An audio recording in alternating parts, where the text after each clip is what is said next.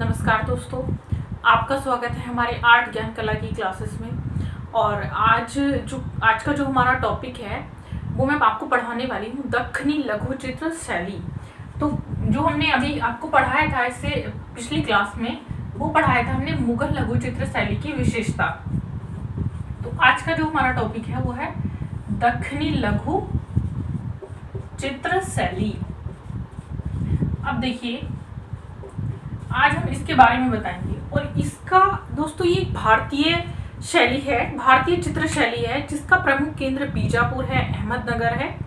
तो ये सारे जो प्रमुख केंद्र हैं ये हम आपको पढ़ाएंगे। लेकिन पहले मैं चाहती हूँ कि मैं आपको ये बता दूं कि दक्खनी जो चित्र शैली है वो क्या है, कहाँ से शुरू होती है और इसके चित्र क्या हैं। इसका केंद्र जो आगे हम पढ़ेंगे, बीजापुर मेन केंद्र है इसका, उसके बाद अहमदनगर आता है। तो ये सारे हम पढ़ेंगे। ये होती है हमारी मुगल काल की शैलियाँ हैं और उसकी विशेषताएं हैं। उसमें ये दक्खनी शैली इसमें आता है। सबसे पहले हम देखेंगे इसका जो समय है वो समय क्या है। तो इसका समय था 1600 से 1900 ईस्वी तक। यहाँ लिखेंगे 1600 से 1900 ईस्वी तक ये दक्खनी लघु चित्र शैली का समय है। तो देखिए आगे आप देखेंगे ये किससे संबंधित, किससे दक्खनी लघु चित्र शैली जो थी वो किससे संबंधित थी। तो दक्खनी लघु चित्र शैली जो थी वो दक्षिण के मुसलमानों से संबंधित थी। तो यहाँ पर हम लिखेंगे जो पहला पॉइंट होगा हमारा, देखिए मैं थोड़ा सा यहाँ स्पेस देकर लिखूंगी क्योंकि हो सकता है कुछ बच्चों को प्रॉब्लम रहती है कि दिखाई नहीं देता है। तो उसके लिए मैं आपको आज थोड़ा कोशिश करूंगी कि मैं आपको बोलकर समझाऊं, क्योंकि लाइट का इफेक्ट पड़ रहा है। तो मैं आपको एक बार और सोच रही हूँ कि उसको रिपीट करा दूंगी, तो उसकी टेंशन लेने की आपको कोई ज़रूरत नहीं है। बहुत ही अच्छे से आपको समझ में आ जाएगा। और अगर आप नोट्स बनाना चाहते हैं तो नोट्स भी बन जाएंगे आपके। तो देखिए किससे संबंधित थी, दक्षिण के मुस्लिम साम्राज्य थे। तो संबंधित दक्षिण के मुस्लिम साम्राज्य से।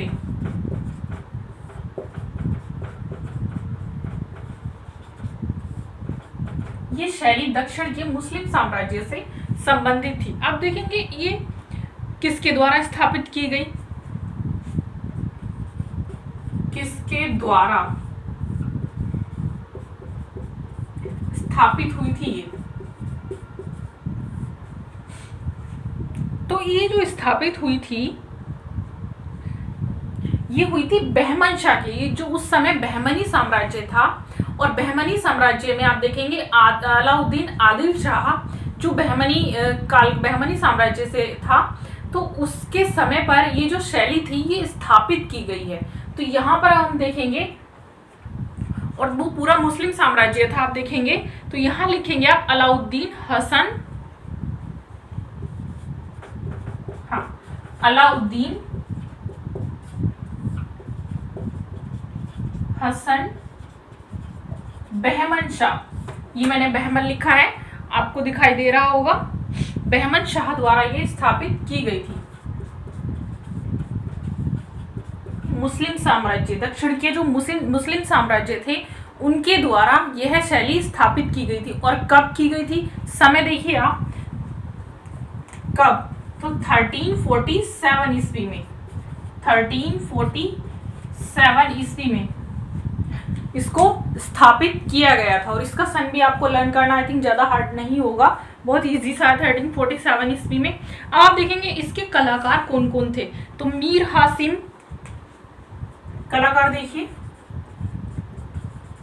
कलाकार आप देखेंगे मीर हासिम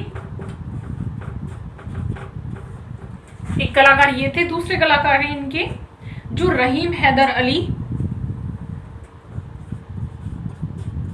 रहीम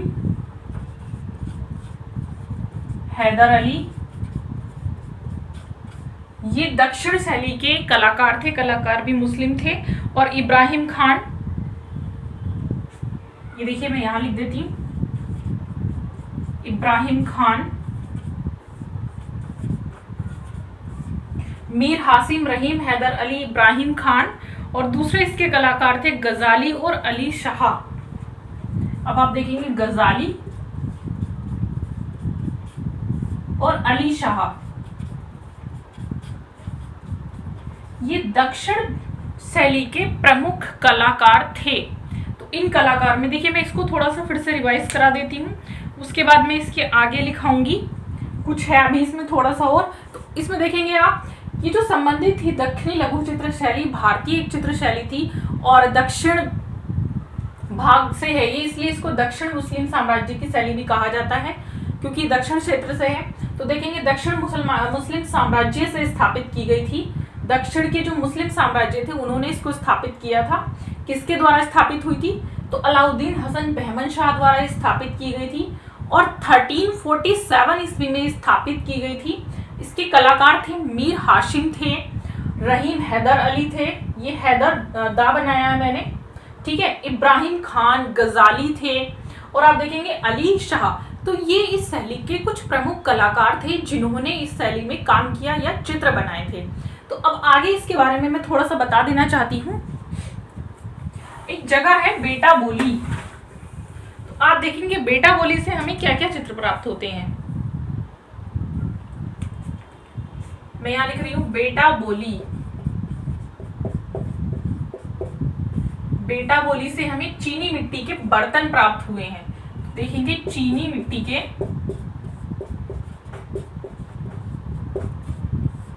बर्तन, चीनी मिट्टी के बर्तन हमें कहां से प्राप्त हुए हैं? बेटा बोली से, जिनको चीनी पोर्सलिन भी कहा जाता है। क्या कहा जाता है? चीनी मिट्टी के बर्तन को चीनी पोर्सलिन भी कहा जाता है। दूसरा है, इसमें आप देखेंगे में किस चीज का प्रभाव ज्यादा था इस शैली में? तो इसमें आप देखेंगे ईरानी शैली का प्रभाव था। ईरानी, मुगल, सबसे ज्यादा किसका प्रभाव था? ईरानी, मुगल और पाश्चात्य कला का ज्यादा प्रभाव था। पाश्चात्य कला मतलब मेनली इसमें पाश्चात्य कला का ही ज्यादा प्रभाव हमें इस शैली के चित्रों पर देखने को मिलता है। और इसके अगर आप चित्रों की बात करते हैं तो चित्र देखेंगे इसमें, इस शैली के चित्र अगर आप देखें तो एक हाथी है, एक हाथी का चित्र है जो एक जलधारा के पास बैठा, एक हाथी जलधारा के पास दिखाया गया है। दक्षिण शैली में एक हाथी का चित्र है जो जलधारा के पास है, जलधारा के पास। तो ये है आपकी दक्षिण भारतीय शैली। दोस्तों कुछ ज्यादा इसमें कुछ ऐसा नहीं है, लेकिन इसके जो मेन केंद्र हैं, अब मैं आपको इसके केंद्र पढ़ाऊंगी और केंद्रों को मैं इसके विस्तार पूर्वक आपको पढ़ाऊंगी, पूरी डिटेल के साथ पढ़ाऊंगी, क्योंकि इसके जो मेन केंद्र थे, बीजापुर सबसे पहले आएगा। बीजापुर इसका बहुत बड़ा केंद्र है। तो पहले इसको देख लेते हैं। बेटा बोली में क्या है? चीनी मिट्टी के बर्तन इसमें मिलते हैं और इसमें जो प्रभाव है पूरी तरह से पाश्चात्य कला का प्रभाव हमें देखने को मिलता है। इसके चित्र एक हाथी है। आप देखेंगे कि मैं इसको इसलिए पढ़ा रही हूँ थोड़ा, क्योंकि इससे प्रश्न पूछा जाता है और इससे प्रश्न इसलिए पूछा जाता है क्योंकि आपकी शैली बहुत सारी हो गई है पढ़ने के लिए। ऊपर से ये मुगल शैली में जो विशेषताएं आती हैं वो भी आपको पढ़नी है। तो ये सब कुछ मिक्सअप नहीं हुआ, इसलिए ये थोड़ी सी अलग भी है और आपको याद भी रहेगी। बीजापुर, अहमदनगर, गोलकुंडा से आपको प्रश्न पूछे जाएंगे और 3 या 4 प्रश्न भी कभी कभी पूछ लिया जाता है। और यूपी, टीजीटी, पीजीटी में तो मेनली इससे प्रश्न आएगा ही आएगा। तो आप इसको जरूर ध्यान से थोड़ा सा पढ़ेंगे, देखेंगे। अभी मैं आगे जो आपको नेक्स्ट वीडियो में लेकर आऊंगी वो बीजापुर इसका जो प्रमुख केंद्र है उसके बारे में हम बताएंगे। तब तक के लिए हम मिलेंगे आपको नेक्स्ट वीडियो में। और जो बच्चे मेरी ऑनलाइन क्लास लेने में इंटरेस्टेड हैं वो ले सकते हैं 9599670200 पर मुझे कांटेक्ट करके मेरी ऑनलाइन क्लास से जुड़ सकते हैं। तो चलिए अब हम मिलेंगे आपको बीजापुर के टॉपिक में।